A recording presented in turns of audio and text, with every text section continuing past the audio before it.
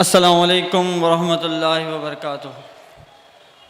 अशहदु अन ला इलाहा इल्लल्लाह वहदहु ला शरीका लह व नशहदु अन्ना मुहम्मदन अब्दुहु व रसूलुहू। अम्मा बाद फ़अऊज़ु बिल्लाहि मिनश शैतानिर रजीम। बिस्मिल्लाहिर रहमानिर रहीम। फला व रब्बुका ला युमिनूना हत्ता युहक्किमुका फ़ीमा शजर बैनहुम। सदक़ल्लाहुल अलियुल अज़ीम। शांताकारं भुजगशयनं पद्मनाभं सुरेशं विश्वाधारं गगनसदृशं मेघवर्णं शुभांगं लक्ष्मीकान्तं कमलनयनं योगिहृदयानिगम्यं वन्दे विष्णुं भवभयहरं सर्वलोकैकनाथं। शक्ति भी शांति भी बक़ौल अल्लामा इक़बाल, शक्ति भी शांति भी भक्तों के गीत में है, भारत के वासियों की मुक्ति प्रीत में है। हजरात, आप लोगों ने यहाँ तशरीफ़ लाया है दूर दराज से, और जो यहाँ के मुकामी लोग हैं और जिन लोगों को यहाँ पर मदऊ किया जाता है, उसकी वजह और इस खानखा सरवर आलम जगत गुरु आश्रम जिस मकसद से क़ायम की गई, जिस चीज़ के लिए क़ायम की गई, वो महज सिर्फ़ हिंदुस्तान की सरज़मीन पर अमन क़ायम करना और जो हिंदुस्तान की जो कौमें मुख्तलिफ़, उन 101 ज़ात को एक प्लेटफॉर्म पर लाना और उनकी वहदत को क़ायम करना। इस खानखा का मकसद अक़वाम आलम की वहदत को क़ायम करना है। मैं ज़रा तवज्जो चाहूँगा, क्योंकि हिंदुस्तान की अगर तारीख़ उठा करके देखेंगे हम, तो यहाँ पर बहुत से राजाओं ने, बहुत से ऋषियों ने, औलिया इकराम ने बहुत सी मेहनत की है, बहुत सी कुर्बानियाँ की है। क्यों? क्योंकि किसी भी तरीक़े से, किसी भी वजह से इन कौमों के इख्तिलाफ़ात को ख़त्म करके इनको एक झंडे के तले लाया जाए और इनमें वहदत को क़ायम किया जाए, और ऐसी वहदत क़ायम हो कि तारीख़ फिर इन्हें अलग करना चाहे तो नहीं ना कर सके। कोशिशें बहुत सी रही है, मनु राजा ने भी बहुत सी कोशिश की, औलिया इकराम ने भी बहुत सी कोशिशें की, लेकिन बात क्या है, बादशाहों ने भी कोशिश की। अकबर बादशाह हो या दीगर बादशाहें हैं, इनमें हुकूमत करने के लिए, इन अक़वाम आलम पर हुकूमत करने के लिए इन्होंने कोशिश की, लेकिन कोई भी ऐसा वहदत का नुक्ता इन्हें नज़र नहीं आया जिसकी वजह से, जिसको पहुँचाने की वजह से, जिसको इम्प्लीमेंट करने की वजह से ये कौम एक जगह वहदत पर क़ायम हो जाए और सरासर ये एक हो जाए। जैसा पानी में शक्कर घोलने के बाद, जैसा पानी और शक्कर, दूध में शक्कर घोलने के बाद जैसा दूध और शक्कर में कोई फ़र्क और अंतर नज़र नहीं आता, वैसा जो है ये कौमों की वहदत को क़ायम करने के लिए बहुत सी कोशिशें की गई, लेकिन वो वहदत क़ायम न हो सकी। वही वजह है कि आज इख्तिलाफ़ात बढ़ते चले गए।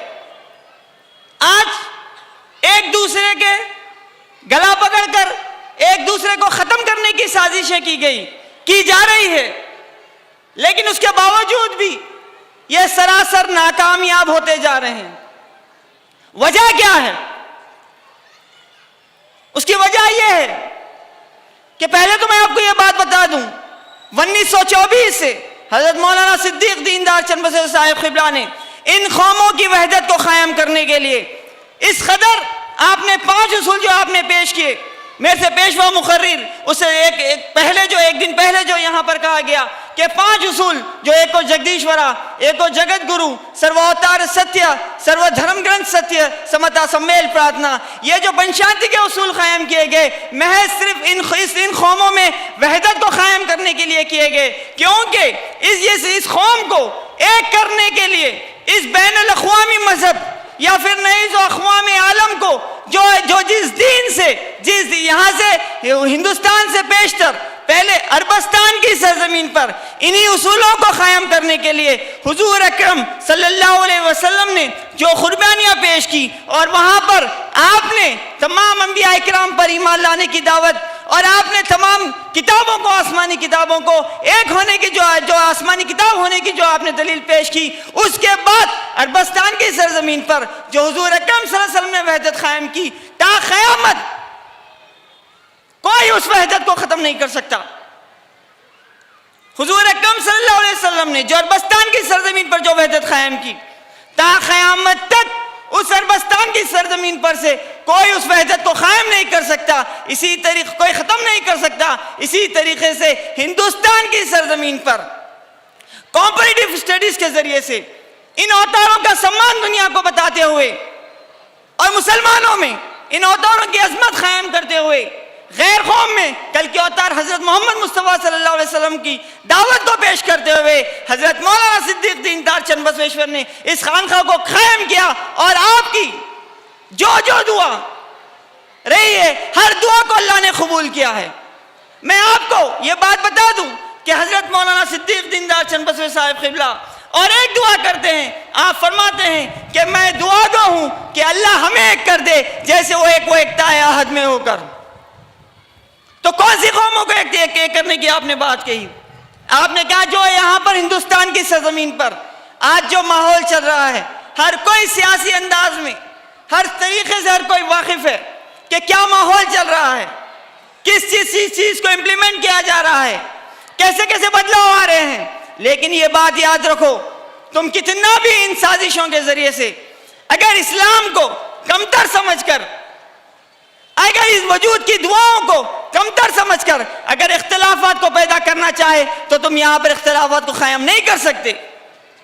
इन अक़वाम आलम पर, हिंदुस्तान के अक़वाम पर अगर हुकूमत करना है तो अल्लाह बक़ौल अल्लामा इक़बाल जो मैंने आपके सामने अशार पेश किया, शक्ति भी शांति भी भक्तों के गीत में है, भारत के वासियों की मुक्ति प्रीत में है। मौलाना साहब, मौलवी उस्मान अली मौलाना साहब फरमाते थे, क्या फरमाया करते कि जो शक्कर से घुल जाए, जो जिसको शक्कर देने से मर जाए उसको जहर काम नहीं आता। उसको जो चीज शक्कर से खत्म हो जाए या शक्कर देने से खत्म हो जाए तो उसको जहर काम नहीं आता। बोलने का मतलब क्या है, क्या वजह है आपने ये बात कही कि यहाँ की अक़वाम मोहब्बत और शफकत और जो है सो बहुत ही तहजीब कल्चर इतना होने के बावजूद भी ये अपना मजहबी कल्चर नहीं भूल सकती, संस्कृति नहीं भूलना चाहती। उसकी एक वजह बता देता हूं मैं कि आज जो हिंदुस्तान की सरजमीन पर जो पार्लियामेंट कायम हुई और उसका जो नाम, जो हिंदुस्तान कॉन्स्टिट्यूशन पर जो इंडिया नाम रखा जाता था, आज भारत के नाम से सिर्फ मौसूम करना, यह खुद इस बात की दलील है कि ये अपनी संस्कृति, अपना कल्चर ये भूलना नहीं चाहती। ये अपनी संस्कृति को, कल्चर को बाकी रखना चाहती है और ये समझती है कि मिसाल के तौर पर आज जो हालात चल रहे हैं, मैं एक मिसाल देना चाहता हूं आपको कि यहां पर जो मामला चल रहा है हिंदुस्तान की सरजमीन पर, जब बाबरी मस्जिद का ही मामला आ जाए, लोगों ने यह कहा कि मुसलमान कुर्बानी दे, कि मुसलमान ये कुर्बानी दे कि जो है जब उनके हक में कोर्ट ने फैसला कर दिया तो उसके बाद मुसलमानों को गैर अक़वाम की तरफ से अब इतने मस्जिदें हैं तो लिहाजा एक और मस्जिद को कुर्बान कर दे, एक मस्जिद हिंदुओं के लिए छोड़ दे। लेकिन आपको ये बात बता दूं कि ऐसा ही मैं इनके लिए मस्जिद छोड़ना और इनके लिए मस्जिद छोड़ना, क्या इससे अक़वाम आलम में इनके दरमियान जो मोहब्बत पैदा हो सकती? इनके दरमियान में सिर्फ जमीन को बांट लेने से मस्जिद या मंदिर एक दूसरे में तब्दील करने से इन लोगों में मोहब्बत कायम नहीं हो सकती। इन लोगों में मोहब्बत पैदा करना है तो हिंदुओं को चाहिए कि तुम राम की, किशन की हकीकी तालीमात को मुसलमानों के सामने पेश करो। अगर तुम इन वीडियोस के जरिए से, इन फिल्मों के जरिए से अगर इनके सामने ये चीजें पेश करते रहेंगे जो आज दुनिया में जो फिल्मों के जरिए से जो चीज पेश की जा रही है, उससे मुसलमान खरीब नहीं होंगे। हकीकी तालीमात क्या है? अगर वेदों को उठा के देखेंगे तो निराकार की जो तालीमात वेदों में दी गई, अगर गीता को उठा करके देखेंगे तो तसव्वुफ से भरी पड़ी किताब गीता है। और मुसलमानों को चाहिए कि तुम हिंदू अक़वाम को कुरान करीम पेश करो। यह जामियत वाली किताब है। इससे क्या होगा? अगर तुम गैर अक़वाम को अपनी कुरान करीम पेश करोगे और वो लोग अगर तुम्हारे सामने गीता और रामायण के पाठ तुम्हारे सामने रखेंगे, हकीकी तालीमात को रखेंगे, तो खुद ब खुद इत्तेहाद होगा। वरना ऐसा हो जाएगा कि एक बकौल इकबाल, मस्जिद तो बना दी शब भर में, ईमान की हरारत वालों ने, मन अपना पुराना पापी है, बरसों से नमाजी बन न सका। अगर उसको अल्फाज दीगर ऐसा कह दिया जाए कि मंदिर तो बना दी शब भर में, श्रद्धा की हरारत वालों ने, मन अपना पुराना पापी है, बरसों में पुजारी बन न सका।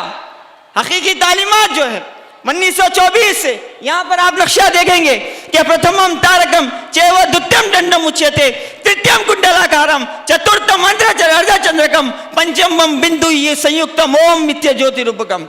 ये कौल किसका है? ये तरीक़ाकार किसका है? ये खातमुन नबीन हज़रत मोहम्मद मुस्तफ़ा सल्लल्लाहु अलैहि वसल्लम की नमाज का तरीक़ा है, जो आज से हजारों साल पेशतर जो राम जी ने अपने हनुमान जी को बताया। तो आप ये मैं यह बात बता दूं, कोई भी धर्म स्थल हो, कोई भी मजहबी जगह हो, अगर उसमें उसकी पेशवा के तहत तालीमात को अगर रखे तो वो जो है धर्म स्थल हो या फिर नहीं जो है सो मजहबी जो है कोई भी जो है फाउंडेशन कुछ भी हो, अगर वो उसके मजहबी बताए हुए उसूलों पे, अगर वो उसके मजहबी जो उसके नुमाइंदे हैं उसके बताए हुए उसूलों पर अगर वो कायम किया जाए तो वो ताक़यामत रहती है। हुजूर अकरम सल्लल्लाहु अलैहि वसल्लम ने काबतुल्लाह पे जब आपने दीन इस्लाम को फैलाया तो आपने उस काबतुल्लाह के हकीकी मालिक के तालीमात को वहां पर पेश किया। इस वजह से आज तक कोई उस बुनियाद को हिला नहीं सका।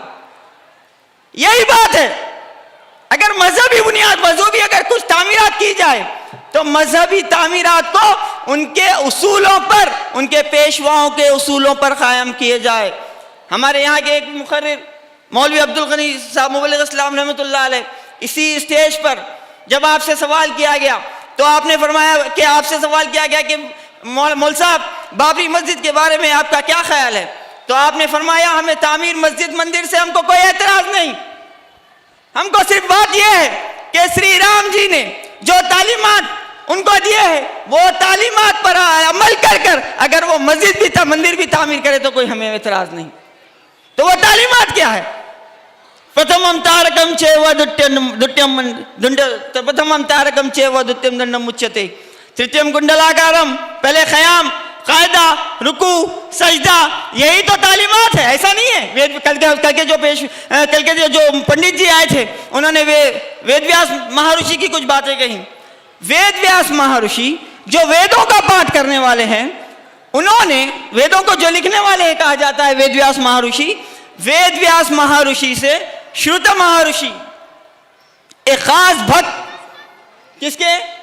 वेदव्यास महर्षि के खास भक्त श्रुत महर्षि, उन्हें पूछते हैं वेदव्यास मुनि महाराज, हे वेदव्यास जी, हे गुरु जी, आगे चल के कलयुग आने वाला है, उस कलयुग में कल की अवतार आने वाला है, तो उस कलयुग में जहां पर पाप इंतहा को पहुंचेगा तो वैसे उस समंदर को वो पाप के जो है क्या बोलना चाहिए, एक समंदर जैसा जो दौर होगा, उस समंदर को पार करने के लिए कौन सी ऐसी नौका है जिसके अंदर हम सवार होकर उस समंदर को पार कर सकते हैं?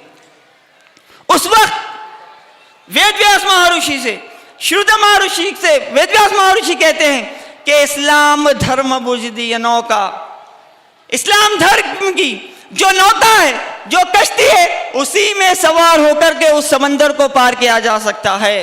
और आपको मैं एक बात बता दूं,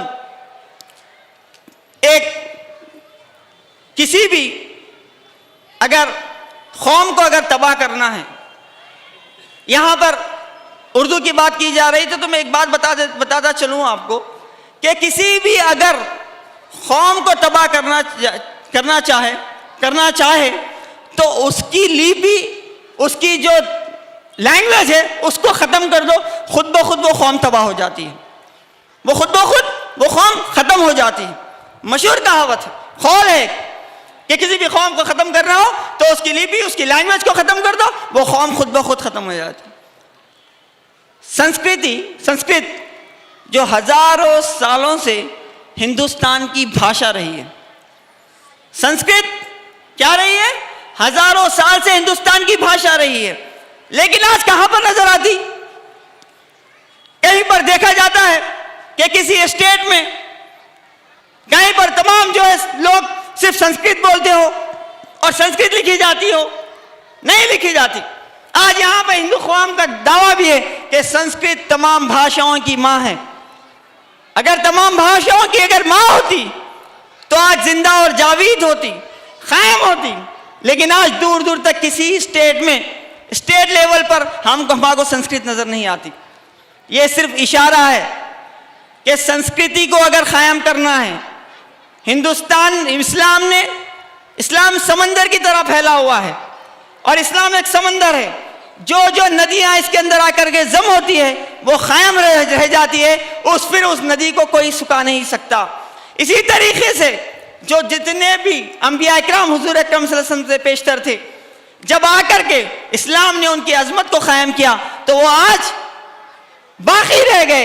इसी तरीके से हिंदुस्तान के जो अवतार हैं, और एक बार आपको एक बात बता दूं, हजरत क़िबला फरमाते, हज़रत मौलाना सिद्दीक़ दीनदार चंद बख्शी साहब क़िबला फरमाते, अगर हिंदुस्तान की सरजमीन पर अगर बुत परस्तिश ना होती तो यहाँ की कौम दहरिये बन जाती, कम्युनिस्ट बन जाती, दहरिये हो जाते। तो अल्लाह ने इनको मजहब से जोड़े रखने के लिए इनमें बुत परस्तिश को रखा ताकि याद आते रहे। लेकिन उस वक्त महज किस लिए? क्योंकि जब इस्लाम दीन आ जाएगा, कल के अवतार का वजूद आ जाएगा, तो उनको पहचानने के लिए मुश्किल ना हो। इसी वजह से इनको खास तौर पर धर्म के साथ जोड़ा रखा गया। अलम तरा कैफ़ ज़रबल्लाहु मसलन कलिमतन तय्यबतन कशजरतिन तय्यबतिन अस्लुहा साबितुन व फरुआ फिस समा तुती उकलहा कुल्ला हिनिन बिइज़्नि रब्बिहा व यज़रिबुल्लाहु अल-अमसाला लिन्नासि लअल्लहुम यतज़क्करून। ये आयत जो यहाँ पर जो रखी गई नक्शे में, जो आपको दरख्त नजर आ रहे हैं, उसके बाद उसके ऊपर जो दरख्तों पर फल नजर आ रहे हैं, हकीकत में ये मिसालें क्या है? ये मिसालें यही है कि इस्लाम कोई नया मजहब नहीं, इस्लाम कोई नया दीन नहीं, इस्लाम के तालीमात जो है कोई नई तालीमात नहीं है। जो दरख्त है, दरख्त में बीज बोने के बाद, बीज जब जमीन पर बोया जाता है और वो दरख्त को आहिस्ता आहिस्ता फल आता है, तो यहाँ पर उसका एक वक्त है, उसका एक पीरियड है। जब बीज बो दिया जाए तो उस वक्त तब फल नहीं आता, उसके लिए एक मुद्दत है। जब अल्लाह ने कायनात बनाने से कबल जब इस बीज को बोया तो आखिरी में वही बीज फल की सूरत में हजरत मोहम्मद मुस्तफ़ा सल्लल्लाहु अलैहि वसल्लम के नाम से आया। उस दरमियान कई अंबिया इकराम आए, तो अंबिया इकराम की एक एक पहचान बनती गई। कोई फूल की सूरत में, कोई पत्ते की सूरत में, कोई डगाले की सूरत में। लेकिन हकीकत में हुजूर अकरम सल्लल्लाहु अलैहि वसल्लम का वजूद फल की सूरत में है और अल्लाह ताला इस दीन को दुनिया में कायम करके रहेगा। क्योंकि ये जो दीन है, दीन के मुताल्लिक़ अल्लाह फरमाता है, हुवल्लज़ी अरसला रसूलहु बिलहुदा व दीनिल हक़ लियुज़हिरहु अलद्दीनि कुल्लिहि व कफ़ा बिल्लाहि शहीदा। मैं इस दीन को तमाम अदयान में गालिब करके रहूँगा, मैं कोई कराहियत ही क्यों ना करे।